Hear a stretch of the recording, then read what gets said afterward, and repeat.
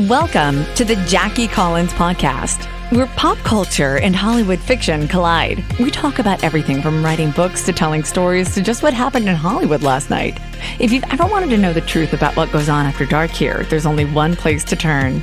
And now, here she is, best-selling author of more than 30 New York Times bestsellers, the queen of steam, the one and only Jackie Collins. Hi, everyone. Here I am at last. I've been wanting to do this for so long. And I know that a lot of you have so many questions for me all the time, and I never have an opportunity to answer them. So I thought I would talk to you today a little bit about writing, because that is one of the questions I get all the time. People want to know, how do you do it? How did you start? What is your process? So I'm going to tell you a story. I was expelled from school. I came bottom in everything except composition. So I knew I could write, but I knew I couldn't do much else. And I went to my parents and I said, I'm going to be a writer. And they said, oh, no, you're not. Nobody in our family has ever been a writer, and you're not going to be the one who does it. And I said, why is that? And they go, because you're not bad looking. You can be a movie star like your sister. My sister Joan had gone to Hollywood and she had a contract and she was making movies with people like Paul Newman and Joanne Woodward. I didn't want to be an actress. I wanted to be a writer. And my father said, well, you have to go and you have to get a degree and you have to go to college and you haven't done any of those things and you're a school dropout and, go off to Hollywood. And off I went because Joan invited me to stay with her and I thought, this is great. And I got to Hollywood and I was writing about the people I saw and the people I met, and there were a bunch of famous people, everyone from James Dean to Marlon Brando to all these would-be actors and would-be directors. And we lived in a Melrose Place type of building, which surrounded a swimming pool. And I would sit by the swimming pool and I would kind of make notes about what I was going to write about in the future. I always have written in longhand, and I have not changed that today. Because I think, to me, it's the organic thing of being able to write and your characters come to you through your hand. I mean, it's crazy, but my characters take me over. So when I'm writing a character like Lucky Santangelo in the Santangelos, or, Jack Python in Hollywood Husbands, or Madison in one of my other books, those characters live with me, but they live in my pen. And so I love writing in longhand. However, it's great to have the internet to do all my research on, and that is exactly what I do. So any would-be writers out there, listen to this. Follow your dream. Because if you have a dream to be a writer, it's no good talking about it. You have to do it. And that's what I did. I followed my dream. And I would say to everybody out there, that's what you've got to do.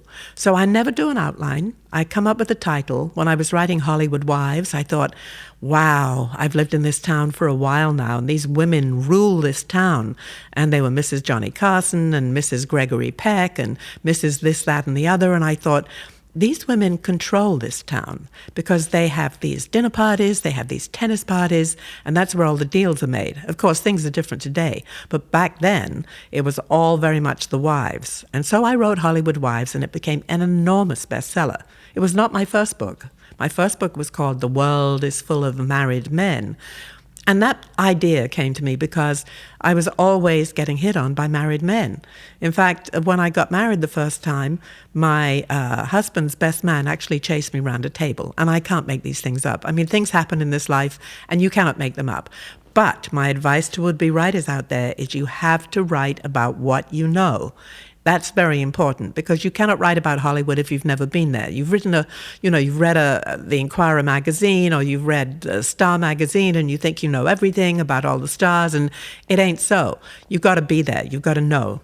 So my process is that I write in longhand. I don't do an outline. I have a character that I want to create, and I have a title, and that's how I start every one of my books. When I started the Santangelos, it was like, oh, I'm putting together 7 or 8 books here because I've written 7 or 8 books about them. I also wrote 2 miniseries about them on NBC television, which were really fun because in one of them, Lucky was played by Nicolette Sheridan in a dark wig, and she was great because Nicolette has great soul. And her mother was played by the very lovely Sandra Bullock.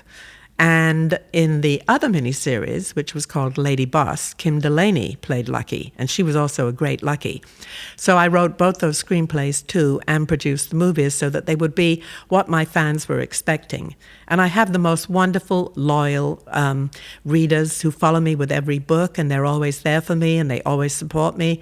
And I love them for it because I write what I want to write. I don't listen to editors.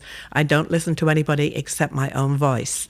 And my own voice has carried me through 32 books. And that's not bad for a school dropout, as I said to the Queen of England when I was recently given the OBE, which is the Order of the British Empire, which was a great thrill, I must say. You cannot be discouraged either. People are going to say to you, what do you know about writing? You've never written anything. Let me tell you something. If you write a page a day, you will have a book at the end of the year. And think how that will feel. That will feel great because everybody says, oh, I don't have time. When can I do it? I've got kids. Well, I had kids. I had 3 daughters. I had a husband who owned nightclubs. I had to go out every night till 3 o'clock in the morning, get up at 6, take the kids to school, make their lunch. And I would be writing on my way to meet them from school at every stoplight. I would be writing. I would be picking up my pen. That's another thing. When you have a pen and paper, you can take it absolutely anywhere. And so I'm encouraging you to do what you want to do and what seems authentic to you, and that is very important. I was in Bloomingdale's, which is a department store, one day, and I was buying beach towels. And this guy who was selling the towels sidled up to me and he said, Miss Collins, I've worked at Bloomingdale's for many years, and oh my goodness, if I told you the stories, you would have a bestseller. And so I smiled and said, thank you very much. And never be discouraged. When I first wrote The World is Full of Married Men, an MP in London took a half page in one of the English newspapers, and he said, this is the most shocking book I have ever read. And so I ignored him and went on a television show with the late, great Barbara Cartland, who was a very famous English author. And she turned to me and she said, Miss Collins, you are responsible for all the perverts in England. And I didn't know what to say, so I just turned to her and I said, oh, thank you very much. So the thing is, never be discouraged by anybody. Read the good critics, read the bad critics, just don't take any notice of them, and just do what you want to do. And if you do that, and write that page a day, and feel the encouragement, and feel the passion that you have to have as a writer, then one of these days, you too can have a bestseller.